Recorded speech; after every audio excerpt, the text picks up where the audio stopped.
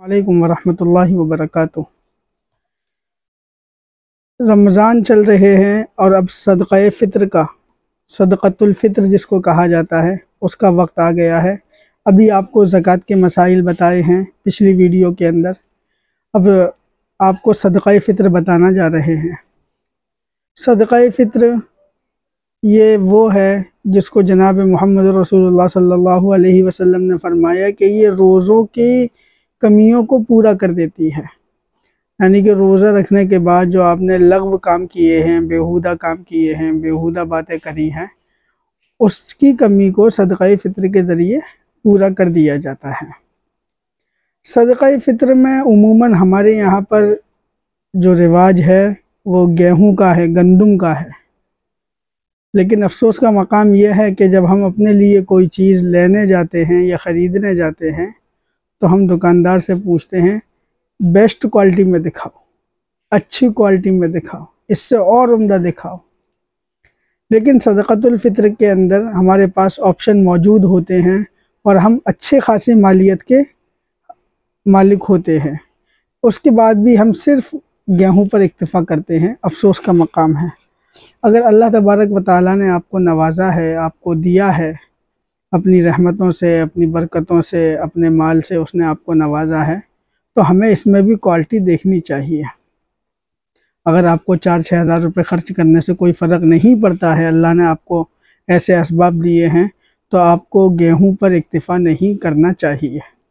ये मेरा मशवरा है। आप करेंगे तो हो जाएगा, लेकिन मशवरा ये है क्योंकि सहाबा के दौर की अगर बात देखी जाए तो सहाबा इकराम रज़वानुल्लाहि अलैहिम अजमाइन सदका जो है वो क्वालिटी में निकाला करते थे। यानी कि गेहूं पर इक्तिफ़ा बहुत कम किया करते थे। किशमिश का निकालते थे, खजूर का निकालते थे, पनीर का निकालते थे और जौ का निकालते थे। गेहूं का आखिरी दर्जे का था, लेकिन हम लोगों ने गेहूं पर इक्तिफ़ा कर लिया है। तो ज़रा इस बात पर गौर व फिक्र करें। अल्लाह तबारक व तआला ने अगर नवाज़ा है तो हमें गेहूं पर इक्तिफ़ा नहीं करना है। अगर अल्लाह ने दिया है माल और असबाब तो हमें जौ और फिर उससे आगे बढ़ के खजूर, किशमिश, इन चीज़ों से सदका निकालना है।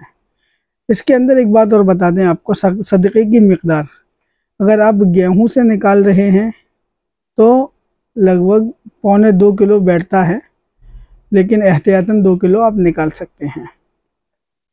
इससे भी ये बात मालूम होती है कि जौ, खजूर और किशमिश इसका डबल होता है।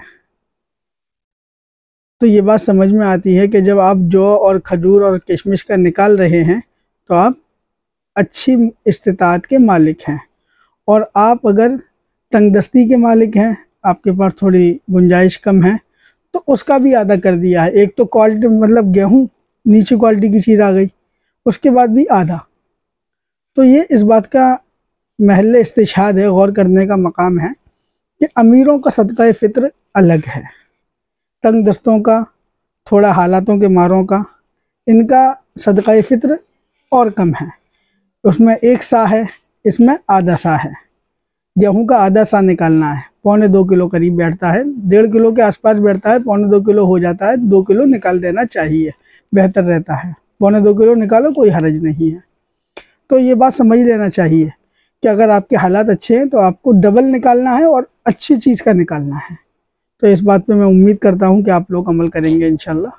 सदक़ा फ़ित्र किस किस को निकालना है और किस किस की तरफ से निकालना है? अपने आपको निकालना है, अपनी अहलिया का निकालना है और अपने नाबालिग बच्चों का निकालना है। और अगर इज्तिमाई तौर पर रहते हैं तो कोई एक घर का ज़िम्मेदार बैठ के सबका निकाल सकता है। लेकिन नाबालिग बच्चों का भी सदक़ा फ़ित्र निकाला जाता है। सदक़ा फ़ित्र निकालने का वक्त ईद की नमाज से पहले का है।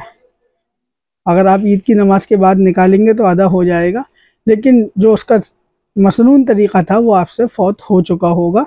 तो निकालना है तो बेहतर ये है ईद की नमाज से पहले, चांद रात वाले दिन, या 28-29 रमज़ान में भी निकाल दो। आप रमज़ान में कभी भी निकाल सकते हैं, लेकिन 28-29 रमज़ान को निकाल दें, ईद की नमाज से पहले पहले तक निकाल दें। ये हो गई बात पूरी। और उसके बाद एक बात आपको ये बतानी है कि सदका हमें अपने महल्ले के गरीबों को देना है, क्योंकि सदक़े का जो मकसद है वो ये है कि गरीब आदमी आपके साथ त्योहार में, आपकी ईद में शामिल हो जाए। अगर हम ईद के 2 दिन बाद निकालेंगे तो बेचारे की ईद तो चली गई, तो हमें ईद से पहले ही निकालना है। और सदक़ा फ़ित्र वैसे मदारिस को दे सकते हैं, लेकिन बेहतर यह है कि आप अपने महल्ले के गरीबों को दें, अपने महल्ले के गरीबों को दें, उनका ही हक बनता है। और सदक़ा फ़ित्र निकालना ये हर इंसान पर ज़रूरी है। इसके लिए माल का हौलाने हौल जिसको बोलते हैं, यानी कि साल गुजर जाना, इसका कोई माने नहीं रखता है। अगर आप 28 रमज़ान को किसी माल के मालिक बन गए और साहिब निसाब हो गए तो आपको ईद पर सदक़ा फ़ित्र निकालना है। अल्हम्दुलिल्लाह सदक़ा फ़ित्र के मसाइल मैं समझता हूँ लगभग पूरे हो गए हैं। अल्लाह तबारक व तआला हमें अमल की तौफ़ीक़ अता फ़रमाए, और जो साहिब इस्तिताअत हैं उनको ये तौफ़ीक़ अता फ़रमाए कि वो अच्छी क्वालिटी का सदक़ा फ़ित्र निकालें, उमूमन किशमिश का, खजूर का। एक बात और बता दूं कि सदक़ा फ़ित्र आपको गेहूं नहीं देने, कोई चीज़ लेकर के नहीं देनी है। बेहतरीन ये है कि आप उसकी रकम दे दें। आपने उसको गेहूं दिए, मालूम पड़ा बेचारे को तो दाल की ज़रूरत थी या उसको किसी और चीज़ की ज़रूरत थी, तो आप सदक़ा फ़ित्र के अंदर जो है वो पैसे दीजिए। वमा अलैना इल्लल बलागुल मुबीन। अस्सलामु अलैकुम व रहमतुल्लाहि व बरकातुहू।